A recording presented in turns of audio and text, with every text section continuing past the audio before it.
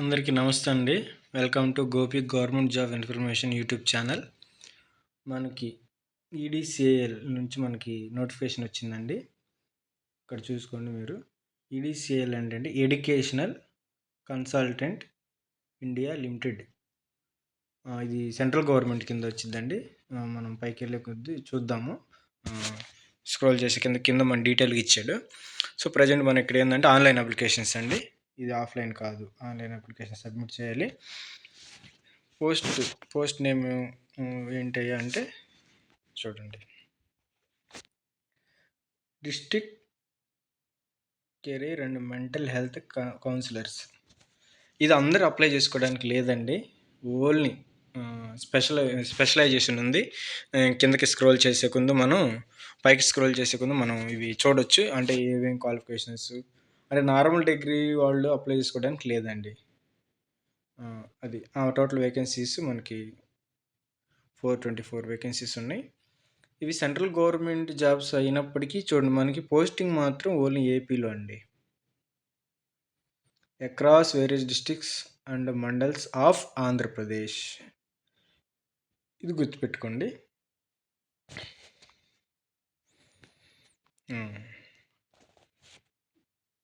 Online applications 6వ తారీఖు నుంచి 1వ నెల స్టార్ట్ అయినాయి. లాస్ట్ డేట్ ఈ నెల 18వ తారీఖు వరకు ఉందండి. చూడండి ఇక్కడ డీటెయిల్గా ఇచ్చాడు.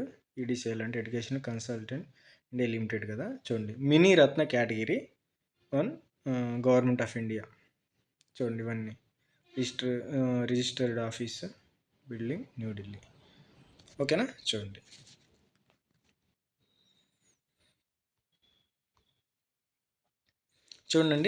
Education qualification. చూడండి పోస్ట్ నేము చూడండి. Post name district career and mental health councillor. దీని శాలరీ చూడండి 30,000 ప్లస్ 40 అలవెన్సెస్ కింద 44,000.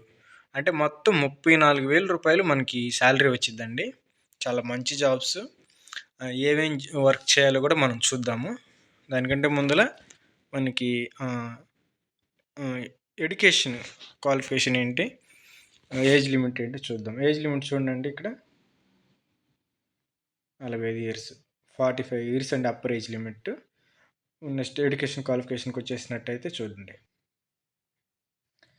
ఎడ్యుకేషన్ క్వాలిఫికేషన్ చూడండి, candidate passing any one of the following qualifications are eligible. చూడండి, నేను చెప్పాను కదండి, అందరూ అప్లై చేయడానికి లేదండి. ఓన్లీ స్పెషలైజేషన్ అండి. ఆ స్పెషలైజేషన్ కూడా చూడండి, ఎంఎస్సి అంటే మాస్టర్ డిగ్రీ ఉంది, మళ్ళీ నార్మల్ డిగ్రీ చేసుకోవాలి కూడా చేసిన వాళ్ళు కూడా అప్లై చేయొచ్చు.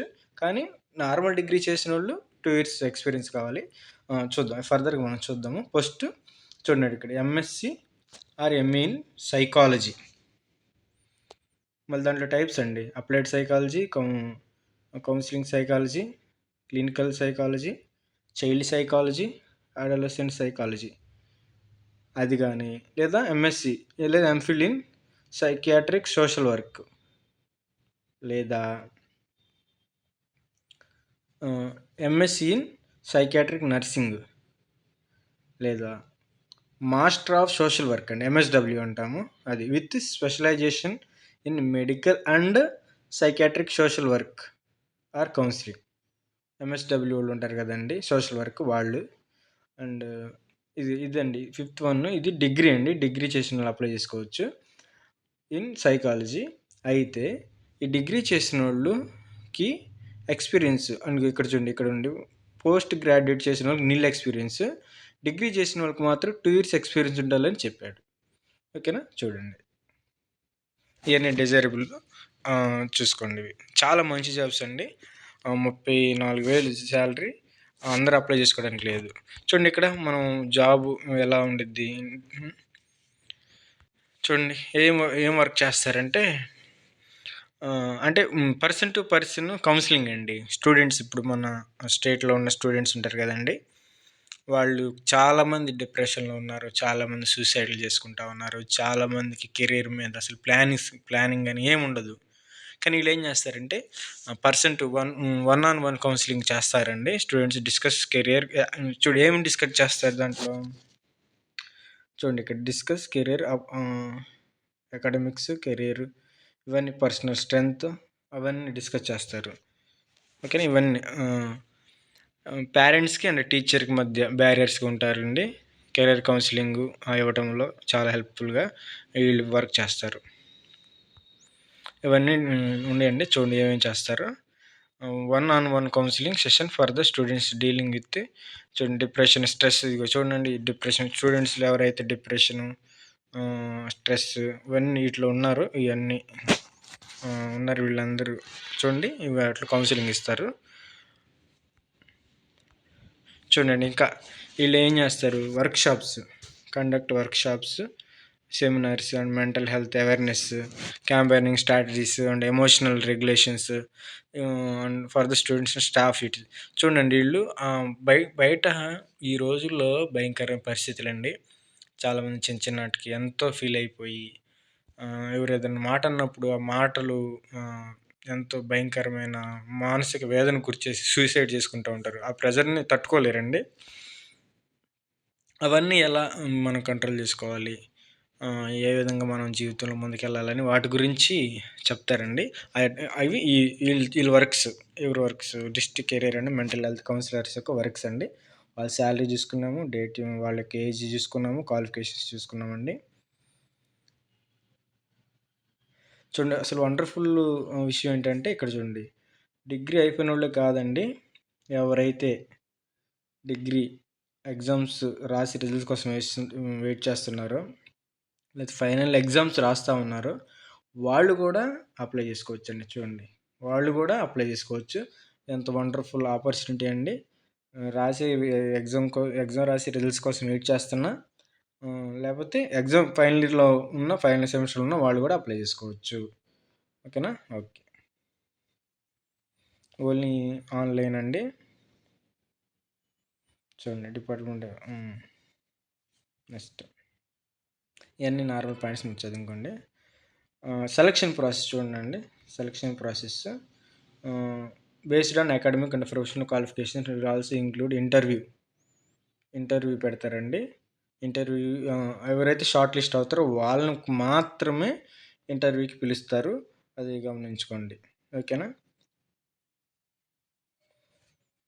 అన్నీ అప్లై చేసేటప్పుడు అండి అన్ని డాక్యుమెంట్స్ పీడిఎఫ్ ఫార్మాట్లో అప్లై చేయాలి. ఇది జ్ఞాపకం చేసుకోండి. ఇంకన్నీ నార్మల్ ఇన్ఫర్మేషనే మీరు చూసుకోండి. ఇవి ప్రజెంట్ 1 ఇయర్కి తీసుకున్నారండి, purely on contract basis. Initial up to March వరకు తీసుకున్నా, అంటే 1 ఇయర్ తీసుకున్నారండి ఇనిషియల్గా. తర్వాత ఎక్స్టెండ్ చేస్తారండి, ఏం తీసేయటానికి ఏం లేదు. ఈ పోస్టులన్నీ ఎక్స్టెండ్ చేస్తారు. ప్రజెంట్ వాళ్ళు ప్రస్తుతానికి అట్లా తీసుకుంటారు కానీ ఎక్స్టెండ్ చేస్తారండి, ఇబ్బంది ఏమి ఉండదు. ఇప్పుడు ప్రజెంట్ మనం మామూలుగా గవర్నమెంట్ హాస్పిటల్లో మండల అంటే డిస్టిక్ హెడ్ హాస్పిటల్ ఉంది కదండి, రిమ్స్ హాస్పిటల్ ఇట్లా ఉంటాయి కదా, వాటిల్లో చాలా 70% వరకు ఇట్లా తీసుకునే వాళ్ళండి, కాంట్రాక్ట్ బేసిక్గా తీసుకున్న నర్సులు కానీ, లో గ్రేడ్ సర్వీస్ కానీ, ఇవన్నీ కాంట్రాక్ట్ పోస్టులు ఉంటాయండి. రెగ్యులర్ వాళ్ళు కొంతమంది ఉంటారు. అంటే ఎందుకు చెప్తున్నానంటే తీసేయరండి, ఎక్స్టెండ్ చేస్తూ ఉంటారు. ఇప్పుడు నేషనల్ హెల్త్ మిషన్ కింద వర్క్ చేసేవాళ్ళు ఉన్నారు, వాళ్ళకి ఇయర్ ఎక్స్టెండ్ చేస్తారు. ఓకేనా. అట్లా తీసేయడానికి ఉంటారండి, మంచిగా చేసుకోవచ్చు, మనకి ఇబ్బంది ఏం లేదు. చూడండి లాస్ట్ డేట్ ఇది చూడండి. ఈ లింక్ చూడండి, ఇది అప్లికేషన్ లింక్. దీన్ని కాపీ కొట్టుకొని క్రోమ్లోకి వెళ్ళి పేస్ట్ చేసుకుంటే మీకు అప్లికేషన్ లింక్ ఓకే అయ్యిద్ది. చూద్దాం నేను వీలైతే ఎలా అప్లై చేయాలనేది కూడా వీడియో చేస్తాను. మన ఛానల్ని సబ్స్క్రైబ్ చేసుకోండి, లైక్ చేయండి, షేర్ చేయండి. థ్యాంక్ యూ అండి. Thank you.